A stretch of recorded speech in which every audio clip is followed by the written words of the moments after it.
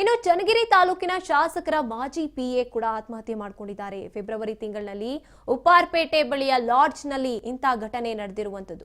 February ತಿಂಗಳಲ್ಲಿ ಘಟನೆ ನಡೆದಿದೆ. ತಡವಾಗಿ ಬೆಳಕಿಗೆ ಬಂದಿರುವಂತದ್ದು ಈ ಘಟನೆ. ದಾವಣಗೆರೆ ಮೂಲದ ಶಿವಕುಮಾರ್ ಮೃತ ವ್ಯಕ್ತಿ. ಕಾಂಗ್ರೆಸ್ ಶಾಸಕ ಬಸವರಾಜ್ ಶಿವಗಂಗಾ ಅವರ ಪಿಎ ಆಗಿ ಕೆಲಸ ಮಾಡ್ತಾ ಇರ್ತಾರೆ ಶಿವಕುಮಾರ್. ಕೆಲವು ದಿನಗಳ ಹಿಂದೆ ಕೆಲಸದಿಂದ ತೆಗೆದುಹಾಕಿದ್ರಂತೆ. ಈಗ ಬರ್ತಾ ಇರುವಂತಹ ಮಾಹಿತಿ, ಚನ್ನಗಿರಿ ತಾಲೂಕಿನ ಶಾಸಕರ ಮಾಜಿ ಪಿಎ ಆತ್ಮಹತ್ಯೆಗೆ ಶರಣಾಗಿದ್ದಾರೆ.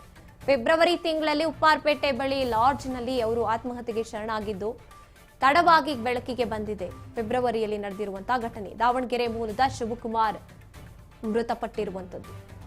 ಕಾಂಗ್ರೆಸ್ ಶಾಸಕ ಬಸವರಾಜ್ ಶಿವಗಂಗಾ ಅವರ ಪಿಎ ಆಗಿ ಈ ವ್ಯಕ್ತಿ ಶಿವಕುಮಾರ್ ಕೆಲಸ ಮಾಡ್ತಿರ್ತಾರೆ. ಕೆಲವು ದಿನಗಳ ಹಿಂದೆ ಅವರನ್ನ ಕೆಲಸದಿಂದ ತೆಗೆದುಹಾಕಿರ್ತಾರೆ. ಆತ್ಮಹತ್ಯೆಗೂ ಮುನ್ನ ಹೆಂಡತಿಗೆ ವಿಡಿಯೋ ಕಾಲ್ ಮಾಡಿ ಮಾತಾಡಿರ್ತಾರೆ ಶಿವಕುಮಾರ್. ನನಗೆ ಜೀವನ ಸಾಕಾಗಿದೆ, ನಾನು ಸಾಯ್ತೀನಿ ಅಂತ ತನ್ನ ಪತ್ನಿಗೆ ಹೇಳಿರ್ತಾರೆ. ಬೆಂಗಳೂರಿನ ಜಿಟಿ ರೆಸಿಡೆನ್ಸಿ ಅನ್ನುವಂತ ಲಾಡ್ಜ್ನಲ್ಲಿ ವಾಸ ಮಾಡ್ತಾ ಇರ್ತಾರೆ. ಉಪ್ಪಾರಪೇಟೆ ಪೊಲೀಸ್ ಠಾಣಾ ವ್ಯಾಪ್ತಿಯಲ್ಲಿ ಈ ಘಟನೆ ನಡೆದಿರುವಂತದ್ದು. ಸಾವಿಗೆ ಕಾರಣ ಏನು ಅಂತ ಹೇಳಿಲ್ಲ, ಆದ್ರೆ ನನಗೆ ಜೀವನ ಸಾಕಾಗಿದೆ, ನಾನು ಇರೋದಿಲ್ಲ, ನಾನು ಆತ್ಮಹತ್ಯೆ ಮಾಡ್ಕೋತೀನಿ ಅಥವಾ ನಾನು ಸಾಯ್ತೀನಿ ಅಂತ ತನ್ನ ಪತ್ನಿಗೆ ಹೇಳಿರುವಂತದ್ದು. ಫೆಬ್ರವರಿ ತಿಂಗಳಲ್ಲಿ ತಮ್ಮ ಕೆಲಸಕ್ಕೆ ನೀನು ಬೇಡ ಅಂತ ತೆಗೆದುಹಾಕಿರ್ತಾರೆ. ಅಲ್ಲೇನಾದ್ರೂ ಇವರು ಮನನೊಂದ್ರ ಅಥವಾ ಅಲ್ಲಿ ಏನಾಗಿತ್ತು ನಿಜಕ್ಕೂ ಕೂಡ ಶಿವಕುಮಾರ್ಗೆ? ಬಸವರಾಜ ಶಿವಗಂಗಾ ಅವರೊಂದಿಗೆ ಪಿಎ ಆಗಿ ಕೆಲಸ ಮಾಡ್ತಾ ಇದ್ರು. ಕೆಲವು ದಿನಗಳಾದ್ಮೇಲೆ ಅವರು ಕೆಲಸದಿಂದ ತೆಗೆದುಹಾಕ್ತಾರೆ. ಅದಕ್ಕೆ ಕಾರಣ ಏನು, ಅಥವಾ ಈ ಒಂದು ಕಾರಣಕ್ಕೇನೆ ಅವರು ಈ ರೀತಿಯಾಗಿ ನಿರ್ಧಾರವನ್ನ ತಗೊಂಡು ತಮ್ಮನ್ನ ತಾವು ಅಂತ್ಯಗೊಳಿಸ್ಕೊಂಡ್ರ, ಆತ್ಮಹತ್ಯೆ ಮಾಡ್ಕೊಳ್ತೀನಿ ಅಂತ ತನ್ನ ಪತ್ನಿ ಜೊತೆ ಮಾತನಾಡ್ತಾರೆ. ನಿಜಕ್ಕೂ ಇಲ್ಲಿ ಯಾರು ಕಾರಣ ಆದ್ರು ಇವರ ಸಾವಿಗೆ, ಇವರ ಆತ್ಮಹತ್ಯೆಗೆ ಏನ್ ಕಾರಣ ಆಯ್ತು ಅನ್ನುವಂಥದ್ದು ಗೊತ್ತಾಗಬೇಕಾಗಿದೆ. ಉಪ್ಪಾರಪೇಟೆ ಪೊಲೀಸ್ ಠಾಣಾ ವ್ಯಾಪ್ತಿಯಲ್ಲಿ ಈ ಘಟನೆ ನಡೆದಿರುವಂತದ್ದು. ಚನ್ನಗಿರಿ ತಾಲೂಕಿನ ಶಾಸಕರು ಬಸವರಾಜ್ ಶಿವಗಂಗಾ ಅವರು ಅವರ ಪಿಎ ಆಗಿ ಕೆಲಸ ಮಾಡ್ತಾ ಇರ್ತಾರೆ ಶಿವಕುಮಾರ್.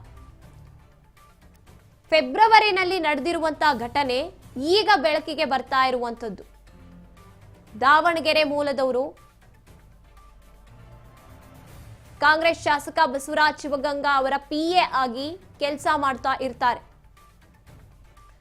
ಆದ್ರೆ ಅವರು ಕೆಲಸದಿಂದ ತೆಗೆದು ಹಾಕ್ತಾರೆ ಬಸವರಾಜ್ ಶಿವಗಂಗಾ ಅವರು. ಅದೇ ಇವರ ನೋವಿಗೆ ಕಾರಣ ಆಯ್ತಾ, ಅಥವಾ ತಮ್ಮ ಪತ್ನಿ ಜೊತೆ ಏನೆಲ್ಲ ಹಂಚ್ಕೊಂಡ್ರು ಇವರು ವಿಡಿಯೋ ಕಾಲ್ ಮೂಲಕ? ನಿಜವಾದ ಕಾರಣ ಏನಾಯ್ತು ಇವರ ಇಂಥ ನಿರ್ಧಾರಕ್ಕೆ?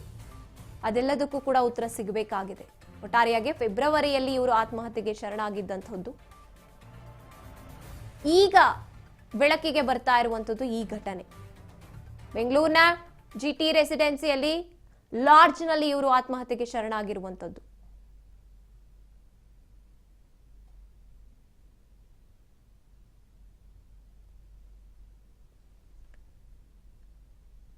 ಫೆಬ್ರವರಿ ತಿಂಗಳಿನಲ್ಲಿ ಉಪ್ಪಾರಪೇಟೆ ಬಳಿಯ ಲಾಡ್ಜ್ನಲ್ಲಿ ಇವರು ವಾಸ ಮಾಡ್ತಿದ್ದಂತ ಲಾಡ್ಜ್ನಲ್ಲೇ ತಾವು ಆತ್ಮಹತ್ಯೆಯನ್ನ ಮಾಡ್ಕೊಂಡಿರುವಂತದ್ದು.